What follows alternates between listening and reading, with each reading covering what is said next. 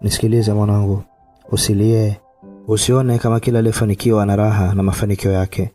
Watu wengi waliofanikiwa wana siri kubwa sana na za kutisha.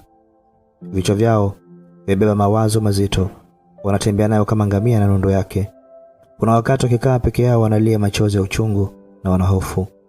Wanaviona vivuli vya wazazi wao, ndugu zao na rafiki zao waliopotea ili kulipia gharama ya mafanikio hayo. Vilio vya wafu vinawatesa nyuma yetu, ila mbele yetu wanaonekana ni wenye furaha. Usiogope kuanzia chini. Ni kweli Mungu humpa kila mtu kwa njia yake.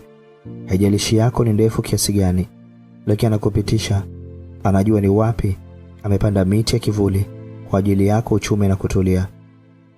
Usiichague njia ya maumivu kwa wengine kwa ajili ya furaha yako, kwa sababu Mungu anatoa kupitia jitihada zako katika njia yako uliyochagua.